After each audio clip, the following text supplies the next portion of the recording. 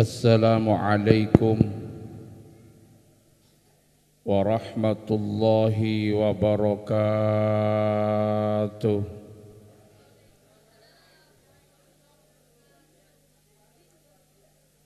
Assalamualaikum warahmatullahi wabarakatuh.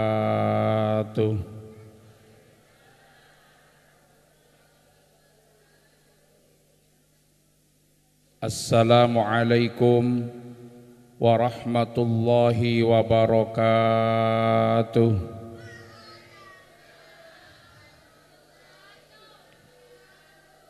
Bismillah, alhamdulillah, assalatu wassalamu ala rasulillah Sayyidina wa maulana Muhammad ibni Abdillah wa ala alihi wa sahbihi wa man tabi'a sunnatahu wa jama'atah min yaumina hadha ila yaumin nahdah, amma ba'd. Yang saya muliakan para masyayikh, para kiai, para asatid, para sepuh, para tokoh masyarakat, jajaran pengurus takmir Masjid At-Taqwa, pengurus TPQ At-Taqwa, sedaya para sepuh, para hadir, para jamaah, mudah-mudahan selalu dipun rahmati, diberkati kalian Allah Subhanahu wa taala. Alhamdulillah, pada malam hari ini kula panjenengan bisa bersama-sama hadir fi khairi biqa'in ala wajhil arad, fi baitin min buyutillahi subhanahu wa ta'ala, di tempat termulia di muka bumi, di salah satu masjid. Mudah-mudahan kula panjenengan masuk dalam salah satu sabda Rasulullah sallallahu alaihi wasallam, tidak ada satu kaum yang berkumpul bersama-sama duduk di salah satu masjid membaca ayat-ayat Allah, deres ayat-ayat Allah, ngaji ayat-ayat Allah, kecuali kaum tersebut akan dikelilingi oleh malaikat Allah Subhanahu wa ta'ala. Allahumma, kaum tersebut akan selalu diselimuti oleh rahmat Allah Subhanahu wa ta'ala. Allahumma, akan selalu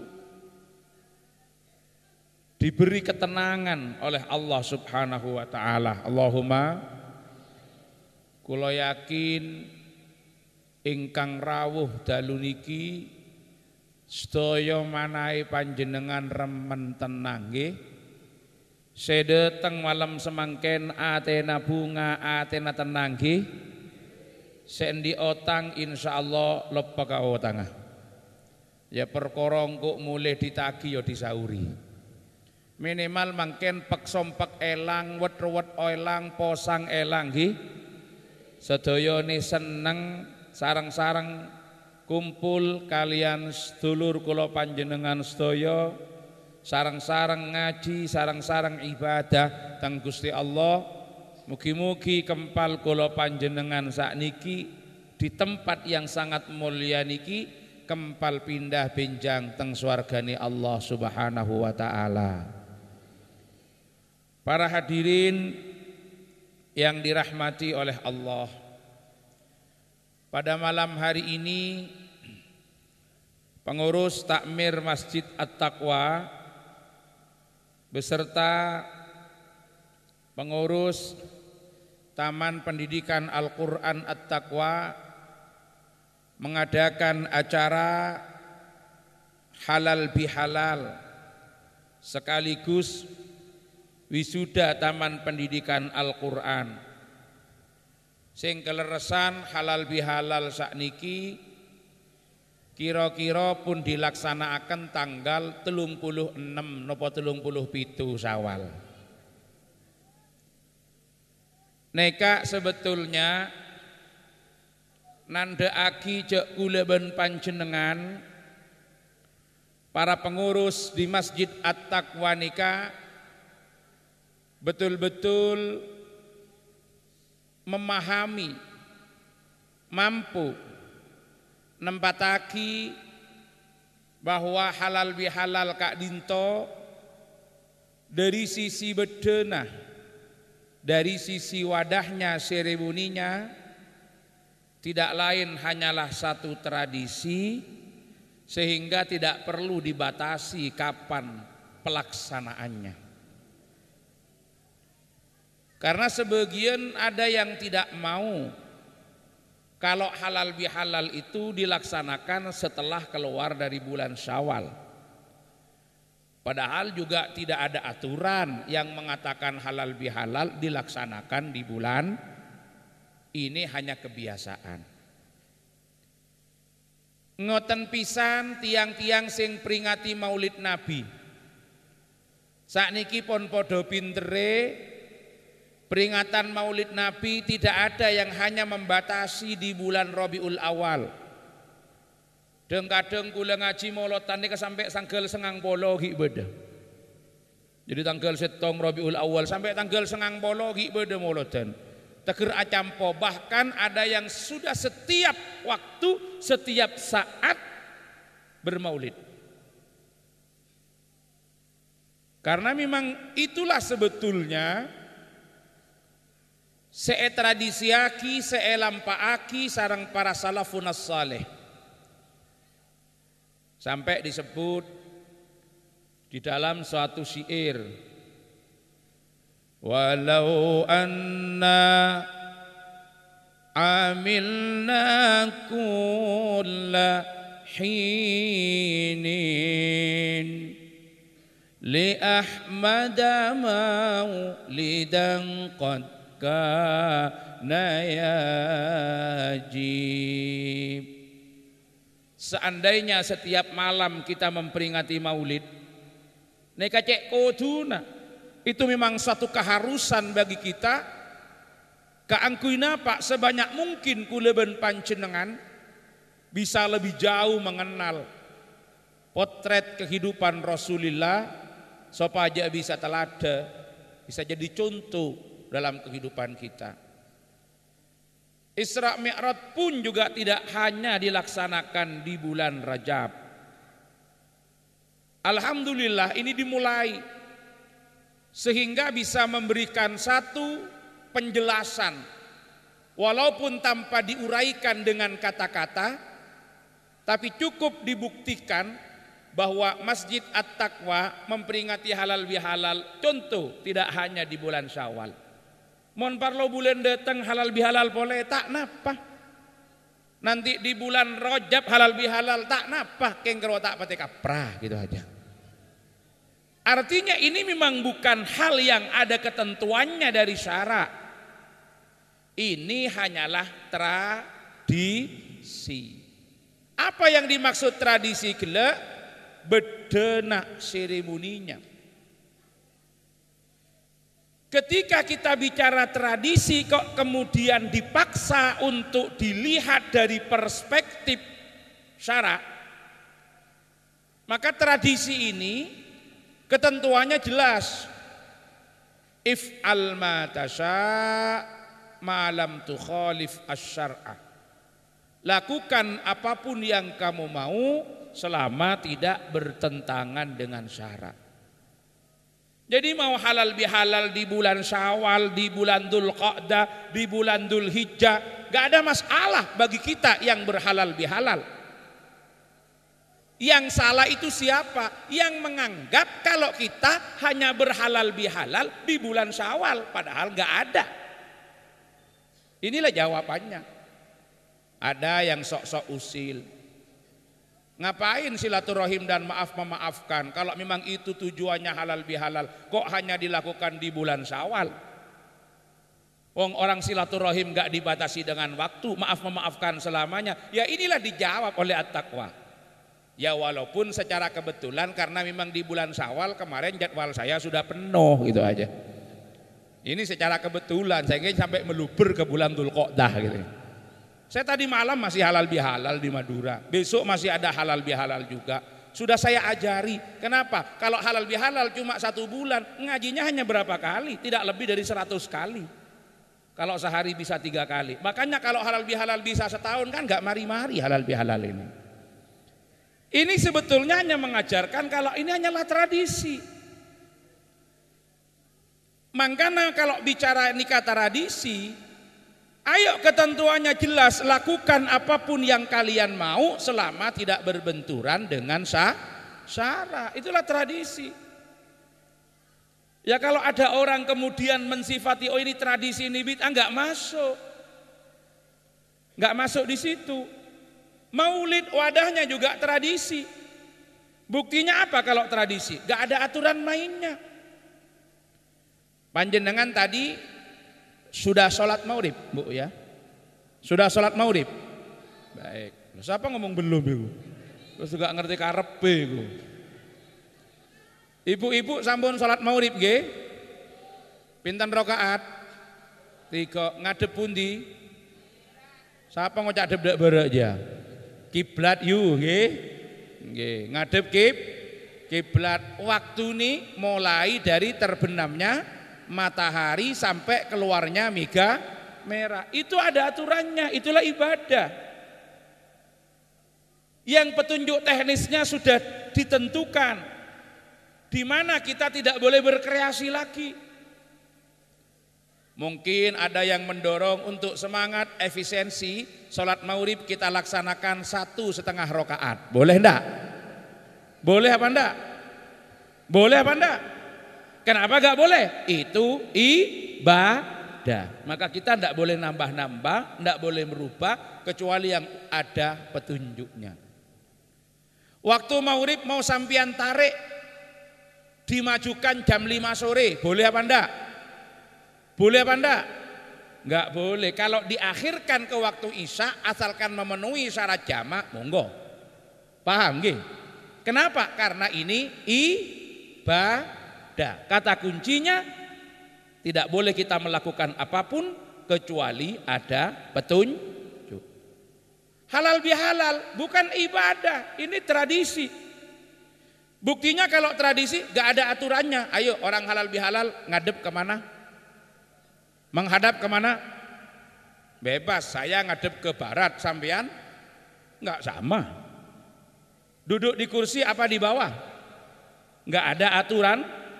Mau pakai pentas apakah tak usah pentas? Enggak ada aturannya. Walaupun di sini tempatnya enggak memungkinkan, pentasnya dipaksakan. Akhirnya apa? Pentasnya di luar, saya suruh berdiri sendiri, sampean di dalam. Iya ruwet kalau enggak gitu. Karena memang enggak ada aturannya. Orang halal bihalal, saya tanya, dikasih apa? Ayo, dikasih apa? Gak ada aturannya. Sampean dikasih kue? Dikasih? Alhamdulillah saya enggak. Loh kenapa? Karena memang gak ada aturannya. Ya gara-gara gak ada aturannya saya enggak dikasih apa-apa gitu. Kursinya ngateng tibi. Karena gak ada aturannya. Tapi yang penting sampean paham. Tadi sudah saya tawari, ayo Pak, nek ngaji itu kudu cedek-cedekan. Opsinya suwa, nopo sampean medal kula sing melebu. Alhamdulillah gak ada yang keluar. Ya saya yang ngalah. Padahal saya kasihan pentasnya sudah disiapkan. Sing paling ruwet tukang syuting tadi itu. Inilah tradisi. Tetapi pelaksanaan tradisi itu bisa bernilai ibadah Kalau isinya sesuatu yang sesuai dengan ajaran syara. Tempatnya tradisi tapi bisa bergeser. Kalau saya pinjam bahasanya Abuya Said Muhammad bin Alwi Al-Maliki Al-Hasani, apabila afroduha matlubatun syar'an. Tradisi itu adalah netral. Dia bisa diliputi oleh 5 hukum. Tetapi tradisi akan bergeser nilainya tergantung isinya. Ada pernah saya melihat halal bihalal dan silaturahim alumni titik bersama Dewi Persik. Ada. Ya seperti yang ditulis di belakang ada bersamanya, cuma bersama Dewi Persik dimeriahkan oleh orkes dangdut A. Laki-laki perempuan jadi satu, joget dan lain sebagainya. Acaranya halal bihalal. Saya tanya, dapat pahala apa dosa? Pahala apa dosa? Kok bisa dosa? Tidak ada yang halal bihalal. Ayo, kenapa? Berarti jangan dilihat wadahnya, jangan dilihat kulitnya. Itu hanya tradisi. Kalau isi dari tradisi itu mulai tadi ada pembacaan Al-Quran, ada pembacaan sholawat, ada silaturahim, ada sodakoh, ada. Ya sampai udah dapat, sini belum nyampe, minimal minumnya gitu loh. Nggak, ini contoh, saya nggak minta. Tapi kalau sampai selesai tetap nggak keluar, ya pancen teko. Nah, itu akan bergeser menjadi ibadah bukan dari wadahnya tapi dari isinya. Paham nggih? Paham. Makanya kalau Gus Dur Allahumma yarham itu pernah pesan begini. Kita ini jangan selalu ribet tukaran mergo warnani kutang. Sing paling penting isini kutang. Paham nggih? Ora rada lemut iki nyandole iki. Jadi kula ben sampeyan nika tak usah bet-rebet atau karan masalah bernana kotang, saya paling penting beuen kotang. Bernana mapan ngangkui rendah mun beuen kepak tak menarik. Oh gitu lagi. Nyambung saya luar, mulai belik loh. Maksudnya nopo? Jadi jangan pernah kekiran dengan wadah. Wadah ini penting, tapi jangan dijadikan sebagai patokan untuk kita menilai. Yang harus dilihat isinya. Halal bihalal. Bodoh sih aku ngapain halal bihalal dema bodoh. Nggak masalah, ini hanya tradisi. Tapi kalau halal bihalal dilaksanakan, 1 untuk silaturahim, 2 maaf memaafkan, isinya itulah yang merupakan ajaran agama. Maka akan bernilai ibadah dari isinya. Jadi panjenengan dalu niki dugi teng mriki kudu yakin panjenengan ganjaran apa mboten? Ibadah apa mboten? Ibadah oleh ganjaran. Mboten krana wadahe sing jenenge halal bihalal, tapi tergantung isine. Makane niku. Kadang-kadang wong niku kok sing sering ditingali niku namung wadahe tok. Niku sing nggarai gagal paham. Mergo ningali wadahe kemudian menghukumi sendiri tanpa mau klarifikasi, gak gelem rungokno alasane wong, ngukur penggaweane wong liya ambek apa sing ana nang uteke iku sing nggarai rusak. Jadi ini orang itu ngukur orang lain ambek cara persepsinya sendiri tanpa ada klarifikasi, akian salai menilai niku.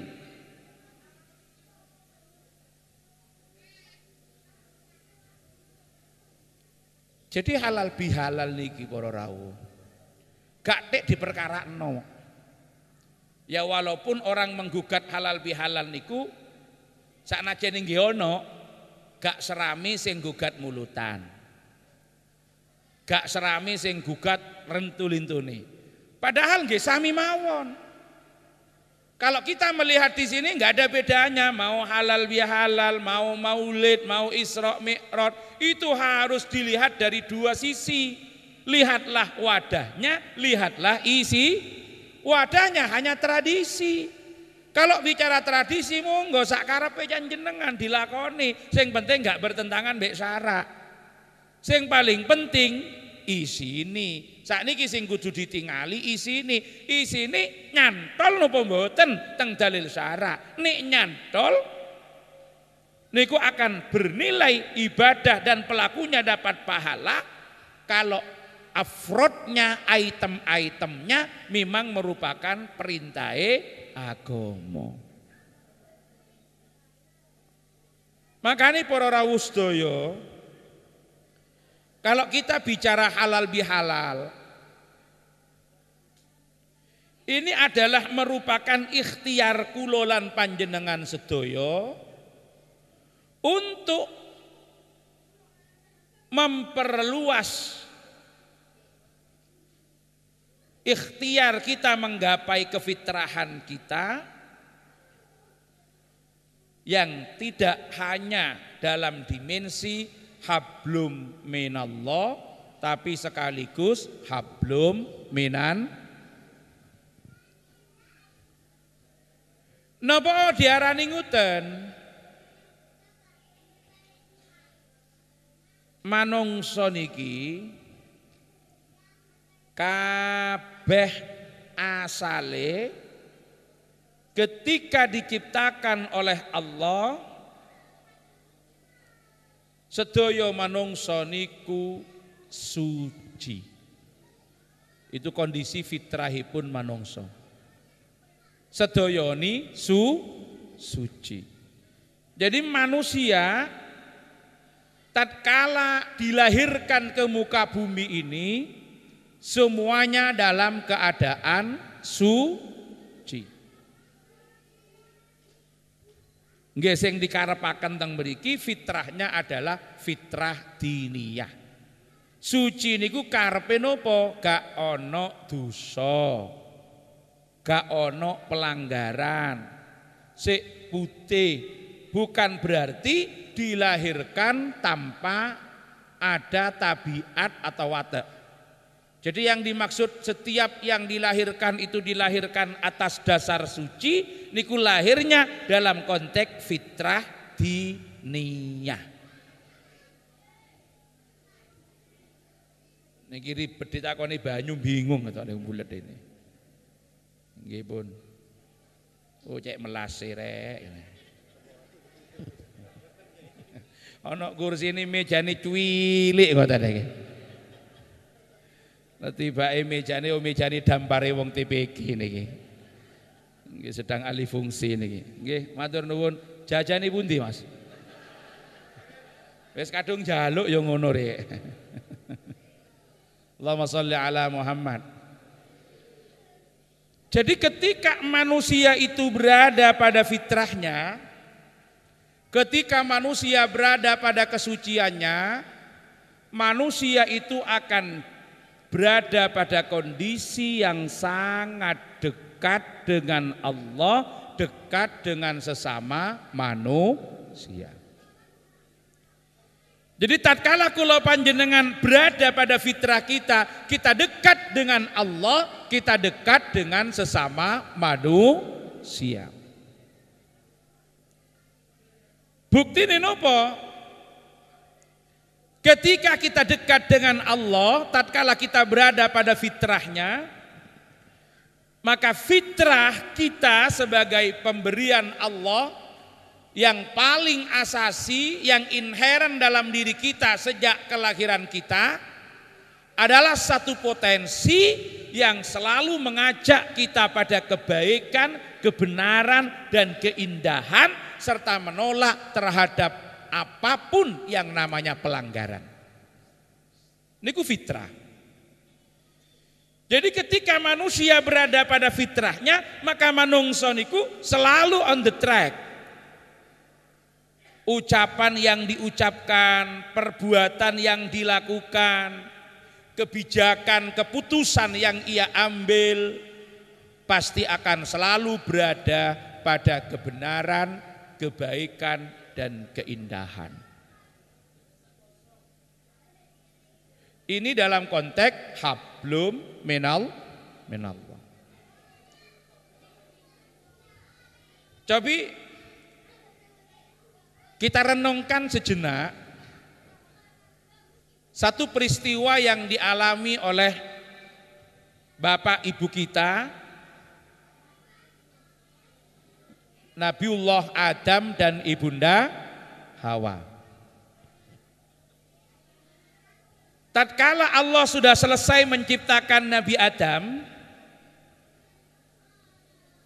Allah berfirman pada Nabi Adam ketika Nabi Adam di surga, wa qulna ya Adam uskun anta wa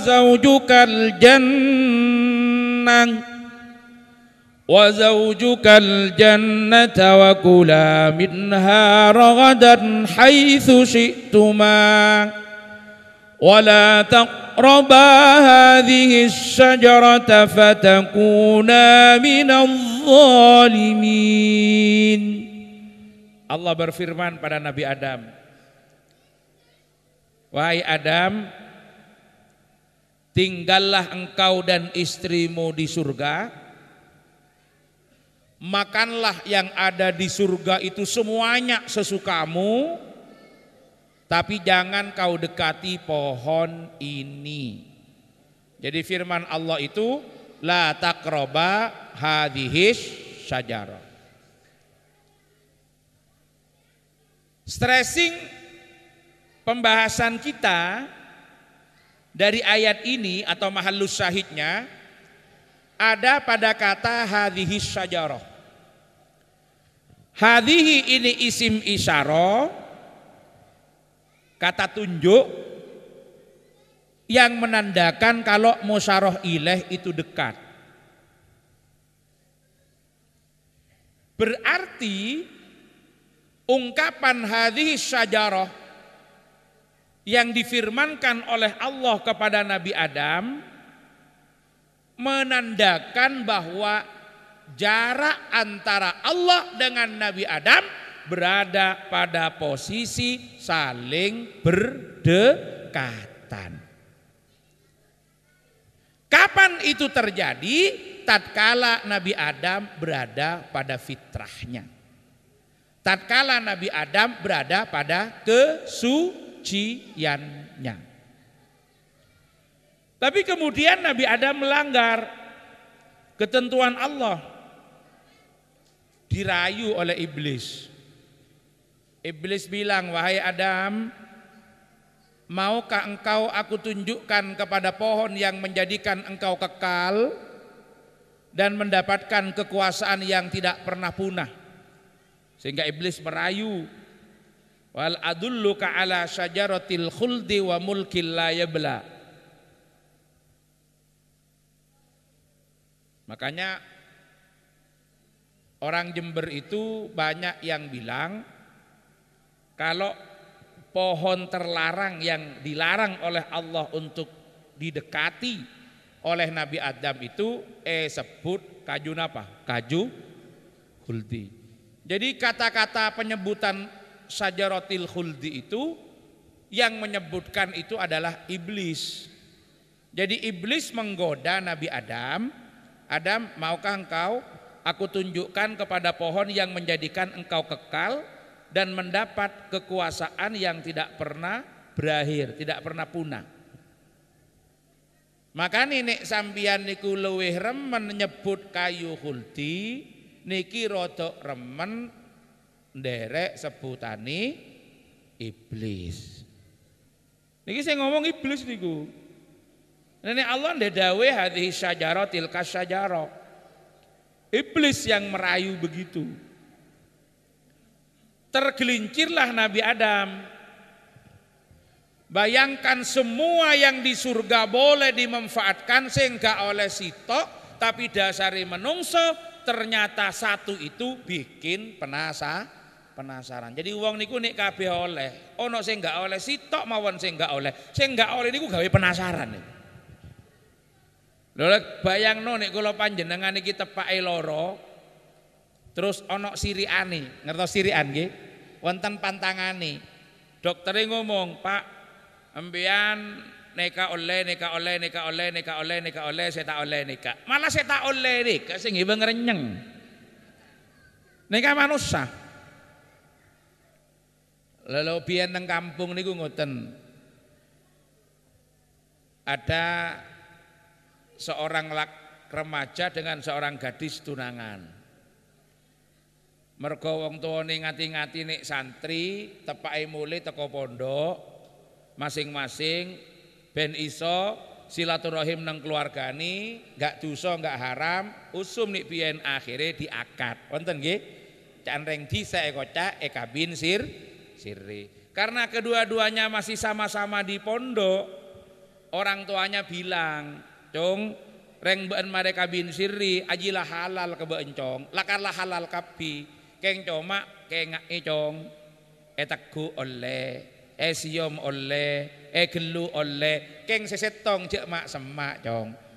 Jadi kabeh oleh sing dilarang siji. Sakniki takoni, pundi sing gawe penasaran? Pasti sing dilarang. Wong kabeh oleh sing gak oleh sitok. Sing sitok niku sing gawe ngrenyeng dipurina. Ternyata Nabi Adam tergelincir. Saya tidak mengatakan kalau kita sekarang sering tergelincir itu dosa warisan, tidak. Tapi Nabi Adam niku dirayu oleh iblis. Semua yang di surga boleh dinikmati sehingga oleh sitok, tibake sitok niku nggih sing dilanggar. Akhirnya Nabi Adam diusir oleh Allah saking swarga. Begitu diusir dari surga, Allah berfirman, "Wa nadahuma rabbuhuma alam anhakuma an tilkuma syajarah." Allah asalnya berfirman hadhihi syajarah, sekarang berubah menjadi tilkumas syajarah. Tilkuma niku isim isyarah sing nandakno musyarah ilaih niku tebih. Asalnya Allah ndawuh hadhihi itu menandakan je Allah semak bi Nabi Adam. Sakniki Allah ganti dawuh tilkuma, tilka niku nandakno tebih Allah kalian Nabi Adam. Berarti terjadi pergeseran posisi, yang asalnya Nabi Adam dekat dengan Allah menjadi jauh. Apa yang menyebabkan? Tidak lain adalah dosa yang dilakukan oleh Nabi Adam kepada Allah Subhanahu wa ta'ala. Tapi Allah tidak membiarkan Nabi Adam itu berdosa. Diajarilah cara taubat. Fatalaqa Adamu min rabbih kalimatin fataba alaihi innahu huwat tawwabur rahim. Nabi Adam diajari kalimat taubat. Dalam satu riwayat yang dibaca itu adalah Rabbana zalamna anfusana wa illam taghfir lana wa tarhamna lanakunanna minal khasirin. Dibaca dalam satu riwayat juga disebutkan sampai puluhan tahun oleh Nabi Adam. Akhirnya diterimalah taubatnya. Setelah diterima, dekat kembalilah Nabi Adam dengan Allah Subhanahu wa ta'ala. Nah, kula ben sampian selaku nak foto Adam nika pada semak awalnya dengan Allah. Bahkan kedekatan kita dengan Allah itu disebutkan aqrabu min hablil warid, lebih dekat daripada urat nadi. Bila kula ben sampian semak dengan Allah, tatkala kita berada pada fitrah kita. Tapi karena dosa-dosa seekelako kula ben panjenengan, pelanggaran-pelanggaran sing kula panjenengan tandangi bentinteni, akhirnya kula lan panjenengan tergeser dari posisi kedekatan kita semula dengan Allah. Kula ben sampian sakonik jauh dari Allah Subhanahu wa ta'ala. Karena kita sudah berjarak akibat dosa kita. Padahal kula lan panjenengan iki gak oleh ana jarake. Di dalam hadis qudsi niku diterangaken, idza taqarrabal abdu ilayya shibran taqarrabtu ilaihi dhira'an wa idza taqarrabal abdu ilayya dhira'an taqarrabtu ilaihi khutwatan wa idza taqarrabal abdu ilayya khutwatan ataituhu harwalatan. Kalau hambaku mendekat kepadaku satu jengkal, aku berjarak dengannya satu hasta, dawuhipun Gusti Allah. Kalau hambaku berjarak denganku satu hasta, aku berjarak dengannya satu langkah. Kalau hambaku mendekat kepadaku satu langkah, aku akan tinggal pergi dia. Artinya kula panjenengan niki gak oleh berjarak. Allah niki cedek kali kula panjenengan. Wa idza sa'alaka ibadi anni fa inni qarib. Cedek Allah kalian kula panjenengan, tapi kita yang menjauh dari Allah Subhanahu wa taala. Napa sangiba kula sambian jauh dari Allah? Dosa-dosa yang kita kerjakan. Maka dosa-dosa saya kelako kula ben panjenengan, kalau kita tidak segera bertobat akan terus narik kita semakin jauh dari Allah. Lah saniki ukurane pripun? Kula panjenengan kan gak iso takon tang Gusti Allah, Gusti napa kula kali panjenengan niki sakniki tepake cedhek napa tepake tebih? Saged napa mboten tanglet? Saged napa mboten? Mboten saged. Kula mbiyen tak bisa tanya ke pangeran. Napa Pak sabari etrema mangke nabeli kasoce semak bi Allah napanten. Tapi indikasinya jelas.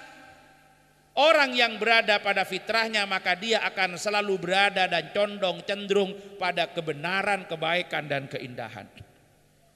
Oh karena sederhana, mun eber kula ben sampian cocok kalaben kebagusan. Kalau panjenengan remen ketika berada dalam suasana di mana kita diajak bersama-sama beribadah kepada Allah. Mana kalau panjenengan ayem nek tepake kula panjenengan ngaos. Pikiran kula panjenengan enteng lan seneng ketika kita sedang sholat. Kula panjenengan merasa bahagia dan damai tatkala kita sedang bermunajat. Dan kita merasa risih, merasa tidak nyaman ketika kita dihadapkan pada pelanggaran-pelanggaran. Niku insya Allah kula panjenengan sedang berada pada fitrahnya. Tapi kalau rasa itu sudah hilang dari kita, berarti ada dosa-dosa kita yang terus akan menghempaskan kita dari kedekatan kita dengan Allah Subhanahu wa ta'ala. Niku sing kudu ndang-ndang ditobati. Ukurane sederhana Bapak Ibu. Ukurane. Kalau tanglet panjenengan, ngapunten. Sak jam niku suwe napa sak diluk? Yo. Sak jam niku sekejap napa abid? Apa pada jawab pernah, ibu di abid, sekejap mata pada nih kak. Sejam nih kak abid, napa sekejap? Kenapa tidak sama? Sederhana. 1 jam itu lama kalau dibuat ngaji, sebentar nih delok karaoke. Gini apa nggih? Sambian tepain niku film India, mulai kol beluk, mau kol 11 nangis. Apa ayu nangis? Sakno melas ceritani. Mari ngutan sambian delok jam, gak kerasa ya, wis jam 11. Coba mulai jam 8 sampai jam 11 sambian nganggo ngaji, oleh pirang jus. Gini, kas kesel berarti berarti tak cocok. Nggih napa nggih? Nggih, berarti tak cocok dan medulena. Niki. Makanya kula gak suwi-suwi teng mriki, kula ngerti nih sambian keselen. Kula ngerti, sebab kula jam 10 kudu ana nang balung niki. Ngaji neh ngoten. Ngaji mbek sing gak pati keselen pun. Sebab tang mriko minimal sampai jam 12 mangke mbek selawatan. Ya diukur lah nek tang mriki ojo suwi-suwi. Kula takkan panjenengan, 20.000 niku akeh napa titik? Nah, bingung sing kate jawab iki. 20.000 niku kathah napa wis gedhi? Titik nggih? Ya, sedikit kalau mau dibawa ke Indomaret. Tapi menjadi banyak kalau mau dimasukkan ke kotak amal. Nggih napa nggih? Buktine napa? Nek ana surban berjalan sampean sik golek sing cilikan. Wonten ta? Duit-duit cilik ndak? Iki lho 20. Enggak sing cilikan nih. Gawe apa? Iki lho tak lebokno kotak amal. Dadi meneh sampe ke kotak 20.000 dadi raja. Padahal mun iki bagi Indomaret dadi kenek. Banyak orang berebut tempat paling depan untuk nonton bola, tapi banyak mencari paling belakang untuk ngaji. Nggih napa nggih? Wonten apa wonten? Tang pundi? Kapan? Himpun. Dene cara ngaji, ayo maju-maju cek kaprae. Coba ono karaokean, enggak usah dikomando. Maju dewe. Lah saya tidak mengatakan fitrah kita sedang terganggu, tidak. Monggo ukuran dewe-dewe. Nek kula panjenengan pun klub mencandeng Madura cocok biebre. Paham nggih? Nek cara Jawane napa niki? Napa cara Jawane? Nggih asline napa? Klub mbek remeni kula panjenengan cocok biebre candeng Madura. Bangun tengah malam kita merasa senang, ketika kita bermunajat kita merasa berbunga-bunga, kita merasa bergembira. Tatkala ada kebaikan dimanapun akan kita kejar, kita tidak pernah merasa lelah. Ketika kita berada di jalan Allah, itulah fitrah kita. Maka ketika ini sedang berubah, berarti fitrah kita sedang terganggu. Nek kula panjenengan katene ngaos sak jam pun rumangsa kesel, katene maos Al-Qur'an pun rumangsa kesel, sementara ketika kita di hiburan kita merasa senang, berarti hati-hati kita sedang terhempas dari fitrah kita. Karena paten fitrahe manungsa niku asale enggak gelem barang sing mboten sae. Contohnya ngoten, ibu-ibu pun nate babaran nggih. Panjenengan pun gadah putra kathah nggih. Nggih, masalahe kula niki nggih anake akeh tapi gak tahu babaran kula. Mek gawe wong babaran tok bolak-balik. Nah, coba anak kita, Bu. Ketika masih kecil, masih bayi, itu berada pada fitrahnya. Maka tatkala bayi ini berada pada fitrahnya dengan hidayatul ilham yang Allah berikan, satu pertanda yang bisa ia tunjukkan pada orang-orang di sekitarnya untuk menyampaikan apa keinginannya. Jadi bayi itu sudah mendapat satu potensi yang disebut dengan hidayatul ilham. Allah kasih dia cara bagaimana memberitahu pada orang lain apa yang jadi keinginannya. Ketika dia belum bisa bicara. Maka karena bayi ini berada pada fitrahnya, dia tidak suka dengan sesuatu yang tidak baik. Dia tidak senang dengan kotor, dia tidak suka dengan najis. Ketika dia mau kencing atau dia mau BAB, pasti bayi itu nangis. Untuk ngasih tahu orang tuanya, kalau saya mau kencing, kalau dibiarkan ini najis, saya nggak enak. Cuma dia tidak bisa ngomong. Kalau orang tuanya responsif, tatkala bayi itu nangis, sudah ngerti waktunya, langsung diambil dan ditatur. Mantun ngoten dicawi diganti popok sing enggal, maka bayi itu menang. Nanti ketika dia mau kencing, dia akan nangis lagi. Terus kalau itu dilatih dan direspon oleh orang tuanya, maka dia tidak akan pernah mau kencing sembarangan. Sebab dia tahu kalau kencing gak segera disucikan, dia akan bersama najis dan dia tidak suka dengan najis itu. Cuma sakniki sing kathah memang orang tuanya yang mematikan fitrah itu. Pakai pem, nggih pun ngerti sampeyan niku. Mentang-mentang pakai pampers, kencingnya tidak tembus. Akhirnya anaknya nangis. Nangis apa? Oh paling katene pipis. Lah piye gak ditatur? Wis gak masalah, aman nganggo pampers. Maksudnya aman itu aman nopo? Aman tidak meluber keluar, tapi bayi tetap didekatkan dengan najis. Kencingnya memang tidak keluar, tapi bokongi belepotan najis. Itu saya ngajari wong tuwane.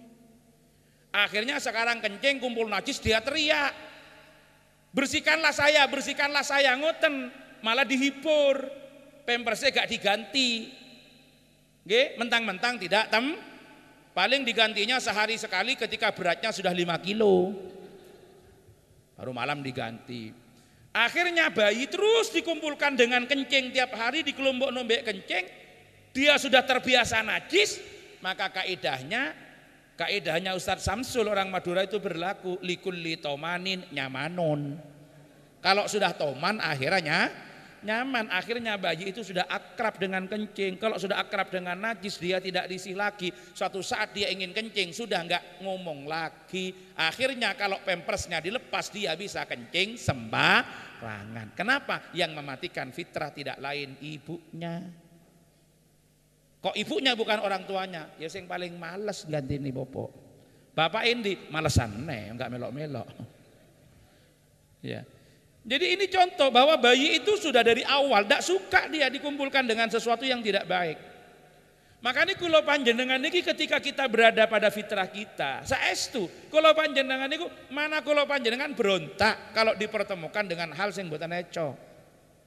Nggih napa nggih? Lah panjenengan niku ngapunten, nek gak tahu pedhuk mbek barang haram.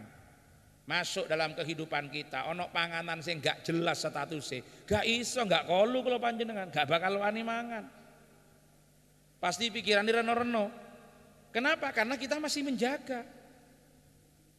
Wong sing gak tahu ninggalno salat, ngati-ngati njaga waktu.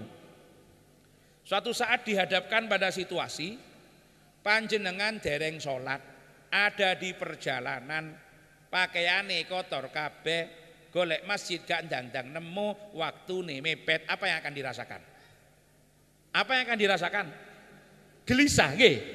Gelisah nggih. Lah ya apa iki aku sik durung salat, gak tenang, kate mangan gak tenang, ngono gak tenang. Tapi kita ndak bisa melaksanakan. Kenapa? Karena durung tahu ninggalno. Coba kadang salat, kadang ora, kadang salat, kadang ora. Ngoten-ngoten gak kepikiran blas wis. Gak kepikiran. Itulah fitrah. Fitrah. Makane nek para salafun shalih niku ketika dia terbangun adzan subuh sudah dikumandangkan, menyesalnya luar biasa. Menyesalnya kenapa? Karena sudah tidak bisa qiyamul lail. Sampai beristighfar bolak-balik, padahal enggak dosa. Nek kula panjenengan tangi jam itu kan wis dadi rodok biasa gitu. Kenapa? Fitrahnya sudah lepas. Nah disitulah karena rahmat dan kasih sayang Allah, Allah tidak membiarkan kita berdosa, kita larut dalam kondisi yang jauh dengan Allah. Allah kasih kita fasilitas bulan Ramadan, di mana kalau kita lakukan amal ibadah dengan baik, maka insya Allah dosa-dosa kula panjenengan diampuni. Allahumma, kalau dosa kita diampuni oleh Allah, kita akan kembali pada kefitrahan kita, pada kesucian kita. Makanya kalau panjenengan sarang-sarang ketika kita sudah selesai puasa menyebut itu adalah Idul Fitri. Tetapi kefitrahan yang bisa dicapai dalam konteks ini hanya dimensi hablum minallah. Untuk hubungan kita dengan sesama manusia tidak bisa dengan itu. Padahal secara fitrah juga manungsa niki cedhak mbek padha menungsone. Manusia yang satu dekat dengan manusia yang lain. Manungsa niku secara fitrah senang rukun, senang damai, senang guyub, gak gelem tukaran. Gak gelem gontok-gontokan, gak gelem nopo? Konflik niku fitrahe. Manungsa niku senang guyub, senang rukun, senang damai. Tapi karena ada perbedaan kepentingan, karena ada perbedaan keinginan, ada yang saling mendolimi, ada yang menikam dari belakang, ada yang menggunting dalam lipatan, ada yang mengingkari kesepakatan, ada yang mengambil keuntungan dari kebutuhan dan kelalaian teman. Akhirnya persaudaraan dan hubungan yang dari awal secara fitrah manungsa niku seneng guyub rukun menjadi terganggu sebab satu telah berdosa kepada yang lain. Padahal niki dibiarkan, Allah tidak akan mengampuni kesalahan-kesalahan kita kepada sesama apabila kita belum mendapatkan ampunannya. Maka disitulah kita diajarkan oleh para salafun shalih. Ngapunten sekali lagi saya tegaskan, bukan dibatasi. Ada yang salah paham kemarin di daerah mriki ini sok usil. Mosok kate jaluk sepuro kane ngenteni bulan Syawal. Mosok kate halal bihalal ngenteni bulan Syawal. Jadi dianggap halal bihalal ini ngada-ngada. Bukan membatasi, tapi momentum memperluas kefitrahan biar beriringan setelah kita melakukan yang terkait dengan hablum minallah, maka kefitrahan harus kita capai dalam konteks hablum minan. Momentumnya kenapa bulan Syawal? Bukan membatasi karena baru selesai bulan Ramadan. Jawabannya at-taqwa sudah memulai, tidak hanya bulan Syawal, saat ini pun bulan Dzulqa'dah. Makanya saya rekomendasikan tahun depan halal bihalalnya Dzulhijjah. Ben tambah jelas ngoten nggih. Enggak masalah. Jadi ini sebetulnya yang kita kejar. Menyangkut itu persoalannya. Lalu bagaimana? Diajarkanlah kula panjenengan rahim dan maaf memaafkan. Nah, silaturahim dan maaf memaafkan ini esensi daripada ajaran agama. Makanya Rasulullah ketika ditanya, akhlak manungsa sing apik niku napa Gusti? Gambarane kados napa? Mal akhlaqu ya Rasulullah. Sing dikarepaken al akhlak al karimah. Tapi pertanyaane mal akhlaqu ya Rasulullah. Ada dalam riwayat yang lain memang disebutkan ma huwa husnul khuluq ya Rasulullah. Jadi akhlak niku jama'e, kalau khuluq itu adalah mufrate. Rasulullah jawabane napa? Antasilah man qata'ak wa tu'tiya man haramak wa ta'fu amman dhalamak. Nyambung orang-orang yang memutus hubungan dengan kita, memberi kepada orang-orang yang menghalangi, memaafkan kepada orang-orang yang mendoli. Ini semuanya yang menjadi tujuan di dalam halal bihalal niku. Jadi nyambung sing terputus, namanya silat niku kan berarti sesuatu yang asal niku kenceng tapi pedot akhirnya disambung malih. Iku diarani silat. Jadi silaturahim itu menyambung yang terputus, menyambung sing terputus. Memberi yang menghalangi, memaafkan kepada yang menzalimi. Niki intine sing ingin dicapai. Nah, orang yang mampu melakukan hal ini, dialah yang akan mendapatkan keberuntungan. Makanya para rawuh, di dalam satu riwayat disebutkan, ciri dari orang yang akan dapat keberuntungan itu ada 4. Masuk ini ki. Napa? Dzikrudz dzunub al-madiyah. Mengingat dosa-dosa yang dilakukan pada masa yang lampau. Baik dosa kita kepada Allah atau kesalahan kita kepada sesama manusia. Orang yang mengingat terhadap dosa-dosa yang dilakukan pada masa yang lampau, maka ada semangat dia untuk bertobat dan ada semangat dia untuk memperbaiki hubungannya dengan sesama manusia. Kenapa? Bagaimana mungkin kita akan melupakan dosa-dosa kita padahal itu semuanya tercatat dengan rapi dalam catatan malaikat Allah Subhanahu wa taala. Kalau kita lalai maka kita tidak akan bertaubat, kita tidak segera menyesali padahal dosa itu akan terus mengganggu dalam kehidupan kita. Manungsa niku diibaratno niki padha mbek kaca ngoten niki. Bening. Ati kula panjenengan padha mbek kaca niki bening. Kalau kita melakukan dosa sekali saja, maka sama dengan kita membuat titik di kaca yang bening ini. Man adzanaba dzamban nakata fi qalbihi nuqtatan sauda. Fa in taba, kalau bertobat maka saqala qalbuhu, bening malih atine kaya niki. Tapi fa illam yatub, kalau tidak mau bertobat, tazidud nuqtah, tambah besar titik hitamnya, tambah besar hatta yaswaddal qalbu kullu, sampai hati itu menjadi hitam pekat keseluruhannya. Nik pun atine kabeh peteng, angel pun gak iso dikandani wong.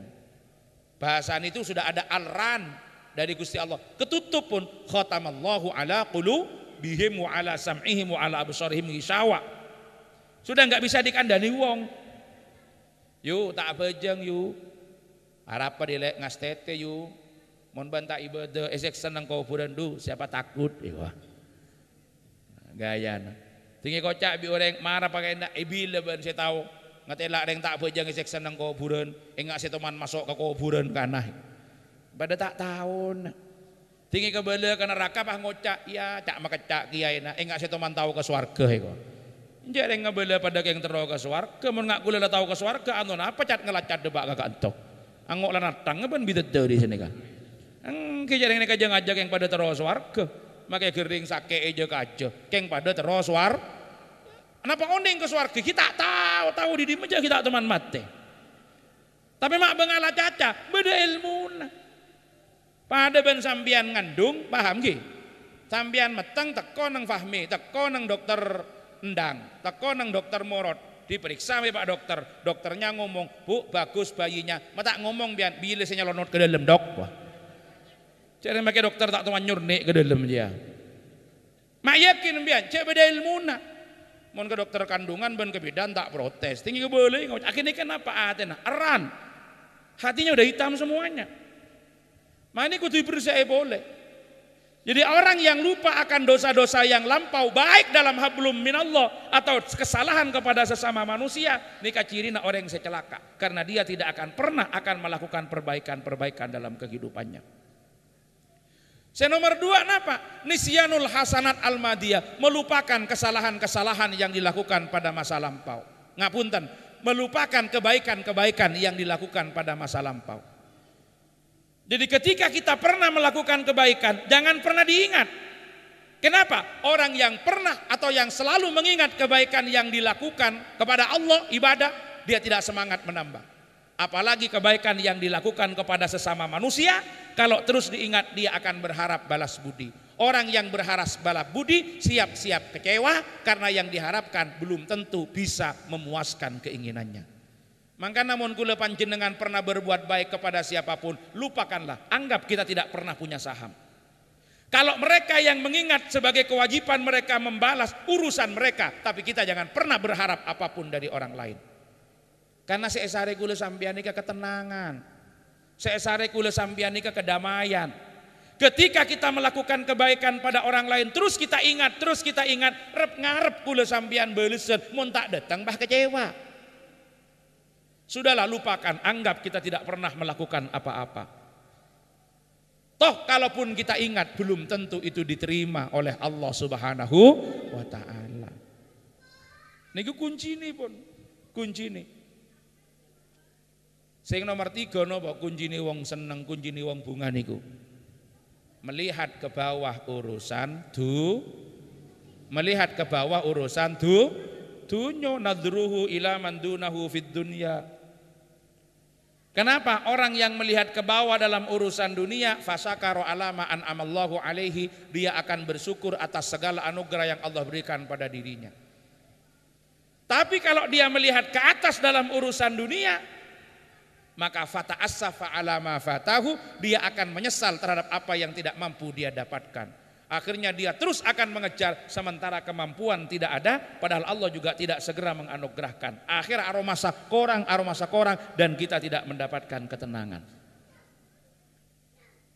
Neka kuncinya. Pada orang yang selalu mengingat kesalahan-kesalahan orang lain pada dirinya,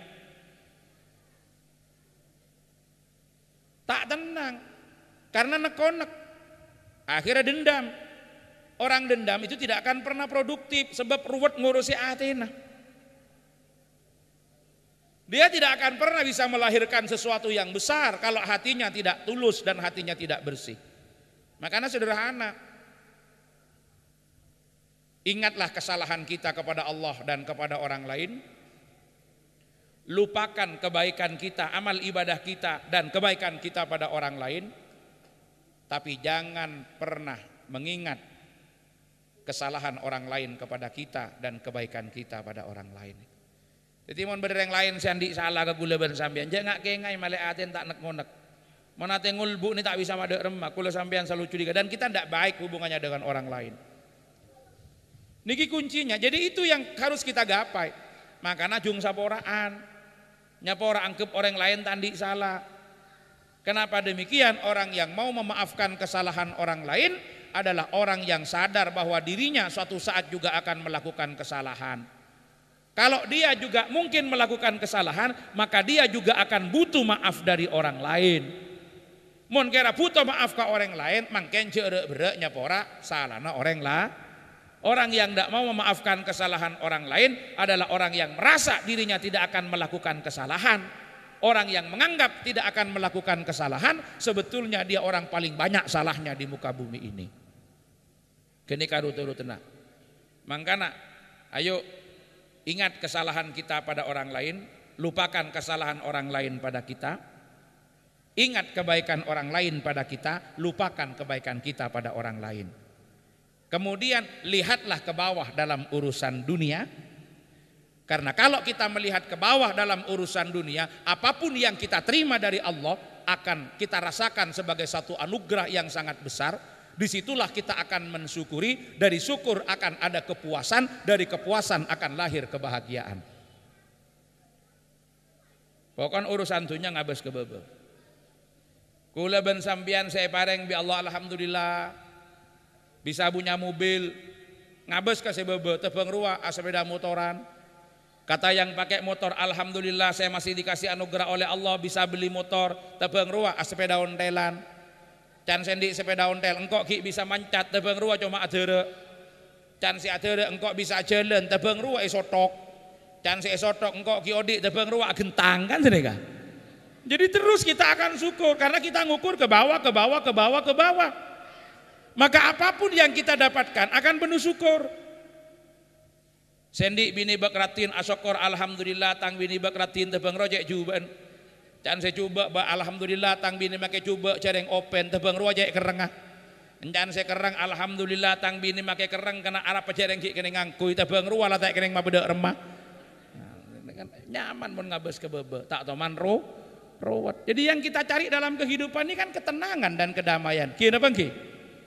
Makanya jangan sekali-kali melihat ke atas dalam urusan dunia. Kalau kita melihat ke atas dalam urusan dunia, kita akan menyesali apa yang tidak mampu kita raih. Akhirnya aku leben sampian nek ngonek ngulbu tak gelem depak. Kenika sewas ngibe gempang setruk di burina kenika. Nah, sebaliknya yang terakhir, lihatlah ke atas urusan agama. Nih urusan agama kula panjenengan delok neng dukur.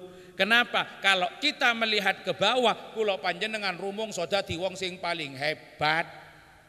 Mek rumangsa dadi wong paling hebat sak kampung, jek ambugen kampunga, deloken kampung liya ana sing pinteran. Kok wis diakoni paling pinter sak kelurahan, sik deloken nang kelurahan liya. Kabeh sak kecamatan sudah membanggakannya, deloken nang kecamatan liya. Sak kabupaten kabeh wis ngelu-ngelu, deloken kabupaten liya.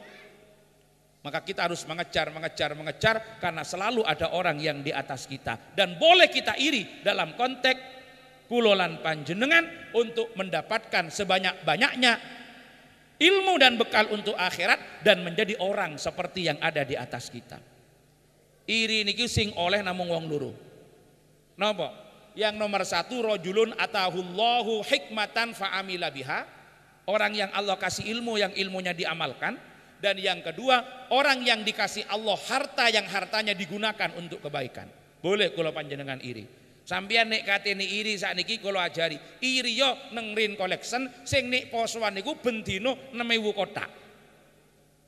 Ojo iri neng wong sing selalu kepingin nerimu tapi gak pingin ngetokno. Saumpami niki contoh, banyak yang lain. Boleh iri seperti itu. Iri pas sampeyan bedek, ya pola tahun datang depada. Minimal pada kota kamu Allah kita berbeda deh. Jadi kalau urusan agama lihat ke atas. Makanya tak nguk anu kadang-kadang kemarin terawian. Masjid kantok biasanya 1 jam selesai gara-gara imamnya agak lambat sedikit atau memperbagus bacaan dan tidak terlalu kesusu, akhirnya nambah menjadi 1 jam seperempat. Nika pun lah aku gugat. Beda tak beda? Ya berarti ngabus kasih bawa wes gak penak nang at-taqwa kesuwen imami nang endi nang kono iku lho 1/4 jam genep sak kolek-koleke kuwi. Aji saya salah gini ka. Mangkana habis ke atas ya ke anto cuma sejam. Mekah paling cepat 2,5 jam orang tarawih. Itu pun istirahat sebentar kalau 12 datang boleh. Di sana itu tarawihnya 20 rakaat, witirnya 3 rakaat. Istirahat kurang lebih 2 jam nek pun likuran jam 12 balik malih 10 rakaat neng eka anto lanjang sokoni geridu rebuan rakaat telat rebuan rakaat kadang neng masjid polan bodo secan minta 3 lekor bodo si minta 11 keng bodo saya ngocak saya netral daripada rebutan opo gak terawih iku saya gak waras iku jenenge ayo pon sare gus bagus lihatlah ke atas. Nah pancen saya kemarin pernah pengalaman beberapa kali termasuk ketika di perbankan yang dekat-dekat Masjid Baitul Amin di BI, di BTN ada pesan sponsor Gus nggih napa ngapunten teng mriki tarawih namung 8 rakaat witir 3 rakaat oh nggih napa ngoten saya tanya dulu apa problem rakaat itu keyakinan dan pemahaman yang salah karena gampang terprovokasi atau karena memang males ternyata orang Jember ini rata-rata ingin cepat. Oh nggih pun, nopo mboten iki kan pun karyawan mulai tadi sudah seharian. Oh nggih. karena permintaannya adalah 11 dengan witir, saya panjangkan bacaannya. Setiap rakaat tidak kurang dari 1 lembar. Akhirnya tak dengarkan di Baitul Amin selesai, saya juga selesai. Padahal rakaat gak pada apa? Ben kapok.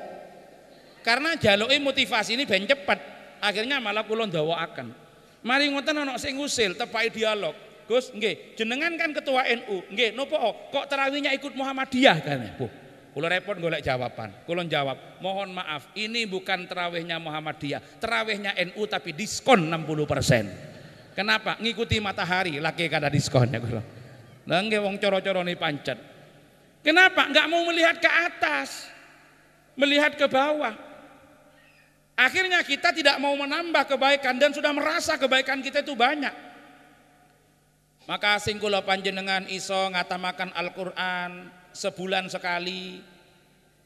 Kita berusaha melihat toh di sana ada yang hatam Al-Qur'an 10 hari sekali. Ketika kita sudah bisa menghatam Al-Qur'an 10 hari sekali, ternyata di sana ada yang hatam Al-Qur'an 3 hari sekali. Berarti sebulan 10 kali.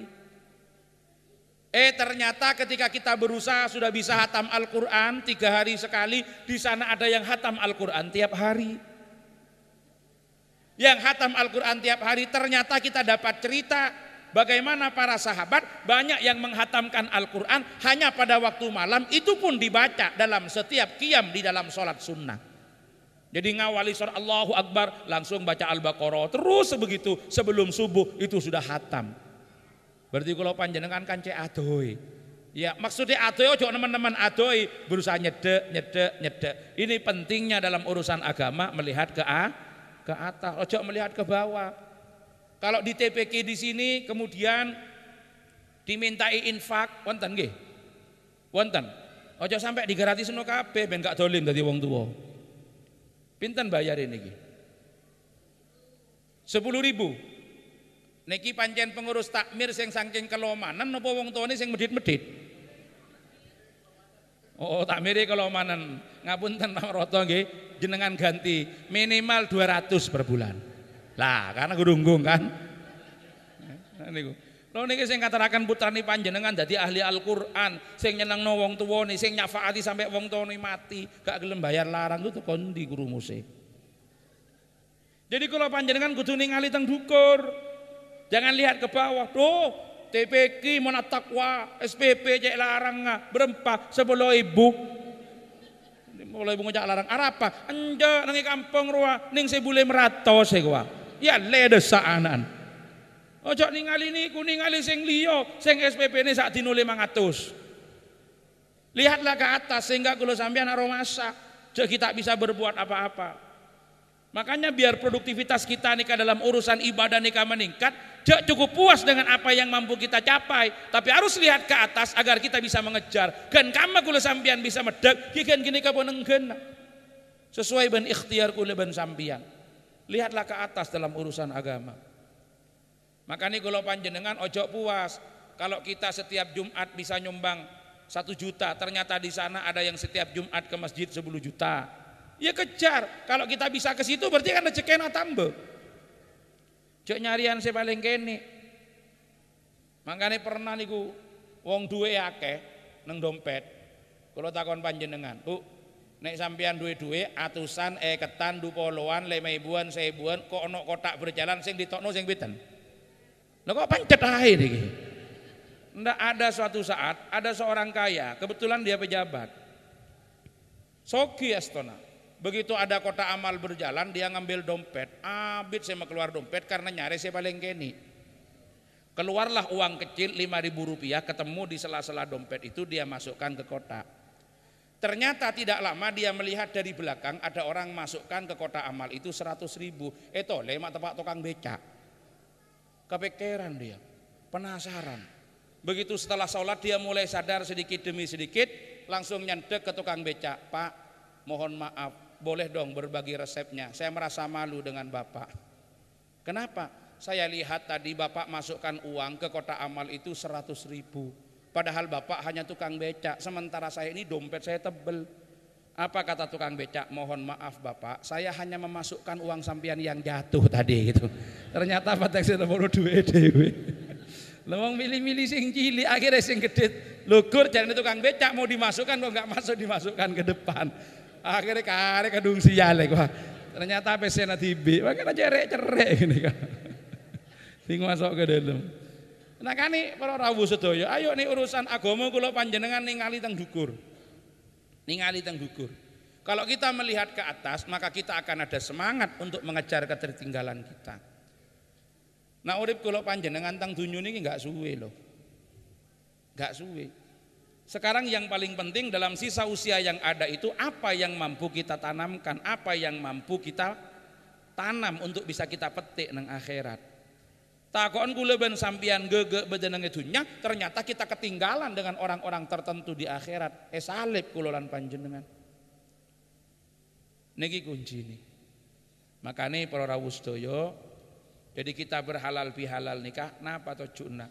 Malekula ben sampeyan bisa menggapai fitrah tidak hanya dalam dimensi hablum minallah tapi sekaligus hablum minan nas. Yang itu berarti kembalikan kita pada kedekatan kita dengan sesama manusia.